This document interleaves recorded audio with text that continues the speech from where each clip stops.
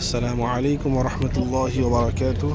আলহামদুলিল্লাহ, আমরা এখন এসেছি ওহদের ময়দানে, যেখানে ওহদের যুদ্ধ হয়েছিল। সে ওহদের ময়দান এসেছি মদিনা শরীফে।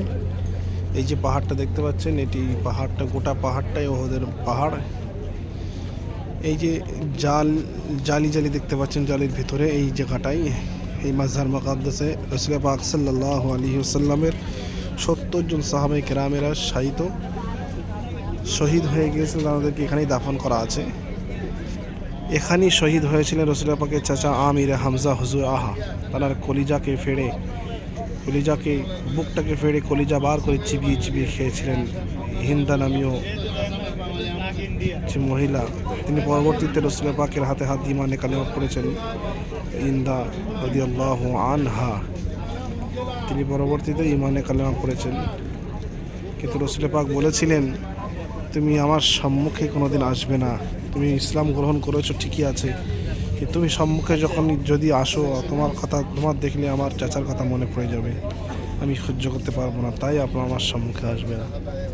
এই যে সেই জায়গা, সে ওহদের ময়দান, যে পাহাড়টা একটা সময়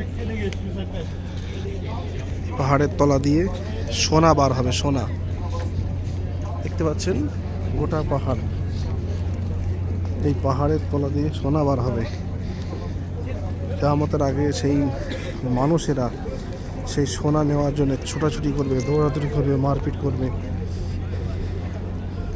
আমরা এই যে দেখতে পাচ্ছেন ছোট্ট একটা পাহাড়, যেখানে মানুষজন উঠে আছে, এটাকে বলা হয় জাবালে রমাত বা রুম্মাত। এক কথায় জাবালে রামাত বা রুম্মাত, তীরনজাত পাহাড়। যারা তীর নিক্ষেপ করতে দক্ষ ছিলেন, দেখতে পাচ্ছেন আমাদের গাইড আলোচনা করছে, বক্তব্য দিচ্ছে, আমাদের মহিলারা সব এখানে হাজির আছে। এই যে পাহাড়, যেখানে রাসূল পাক সাল্লাল্লাহু আলাইহি ওয়াসাল্লামের দন্দন মুবারক শহীদ হয়েছিলেন। মাথার টুপি, লোহার টুপি ফেটে গিয়ে ফ্র্যাকচার হয়ে গিয়েছিল। এরকম ভাবে যখন যুদ্ধ আরম্ভ হয়ে গেল, যুদ্ধ আরম্ভ হতে যখন প্রথমে সাহাবায়ে কেরামগণ বিজয়ের দিকে এগিয়ে যাচ্ছিলেন আর কাফেররা পালায়ন করতে শুরু করে দিয়েছিল, তখন ওই 50 জন দেখতে থাকা পাহাড়ের ওপর থেকে, তার মধ্যে থেকে বেশ কিছু যুদ্ধ নিচে চলে আসে, এই বলে কি আমরা যুদ্ধে বিজয় লাভ করে ফেলেছি। কাফেররা যে গিয়ে পালাচ্ছিল, তারা যখন পেছনে তাকিয়ে থাকে যে আর সেখানে 50 জন সাহাবা নেই, কমে গিয়েছে, কিছু সাহাবা বেঁচে আছে। তো কাফেরদের মধ্যে যে লিডার ছিল, তার নাম ছিল খালিদ বিন ওয়ালিদ। সে তখনই কিন্তু মুসলমান হয়নি, তখন কিন্তু কাফের ছিল এবং কাফেরদের পক্ষ থেকে নেতৃত্ব দিচ্ছিল।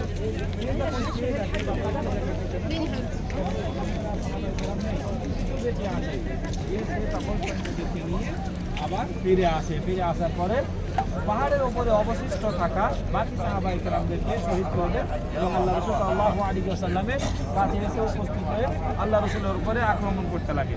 আল্লাহ রাসূল সাল্লাল্লাহু আলাইহি ওয়াসাল্লামের পুরো শরীর রক্তাক্ত হয়ে যায় এবং আল্লাহ রাসূল সাল্লাল্লাহু আলাইহি ওয়াসাল্লামের দাঁত মোবারক শহীদ হয়ে যায়। এমনকি হযরত আমির হামজা রাদিয়াল্লাহু তাআলা আনহু, যিনি আল্লাহ রাসূল সাল্লাল্লাহু আলাইহি ওয়াসাল্লামের চাচা ছিলেন এবং প্রিয় চাচা ছিলেন, উনিও শাহাদা বরণ করেন। এরকমভাবে যুদ্ধের অবস্থা একদম পাল্টে যায়, যুদ্ধের যে আকৃতি ছিল একদম পাল্টে যায়। প্রথম দিকে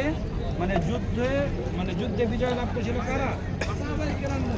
এবং যুদ্ধের চিত্র যখন পাল্টে গেল, তখন আল্লাহ রাসূল সাল্লাল্লাহু আলাইহি ওয়াসাল্লামের উপরে আক্রমণ করতে লেগে কাফেররা তখন আল্লাহ রাসূল সাল্লাল্লাহু আলাইহি ওয়াসাল্লাম এবং সাহাবায়ে কেরামদের উপরে হাবি হয়ে গেল।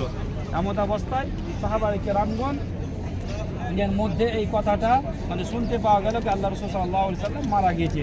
কাফেররা এই কথাটা উড়িয়ে দেওয়ার পরে কাফেররা, সাহাবায়ে কেরামগণ তখন দিশাহারা হয়ে গেলেন, পাগল পাড়ার মতো হয়ে গেলেন যে আমরা কি করব। শেষ পর্যন্ত যখন জানতে পারলেন সাহাবায়ে কেরামগণ যে না, আল্লাহ রাসূল সাল্লাল্লাহু আলাইহি ওয়াসাল্লাম জীবিত আছেন, হুজুর আকরাম সাল্লাল্লাহু আলাইহি ওয়াসাল্লাম বেঁচে আছেন, তখন তারা আবার উঠলেন এবং প্রথম যে শক্তি এবং মনোবল নিয়ে যুদ্ধ আরম্ভ করেছিলেন, ওই রকমভাবে আবার যুদ্ধ শুরু করলেন। শেষ পর্যন্ত সাহাবায়ে কেরাম এই কাফিরদেরকে এই ময়দান ছাড়তে বাধ্য করে এবং 70 জন সাহাবায়ে কেরামগণ এই যুদ্ধে শাহাদা বরণ করেন। 25 জন কাফের মারা যায় এবং শেষ পর্যন্ত আল্লাহ সুবহানাহু ওয়া তাআলা মেহেরবানিতে, আল্লাহ রাব্বুল আলামিনের দয়াতে সাহাবায়ে কেরামগণ বিজয় লাভ করেন। হুজুর সামনে আসেন আপনি।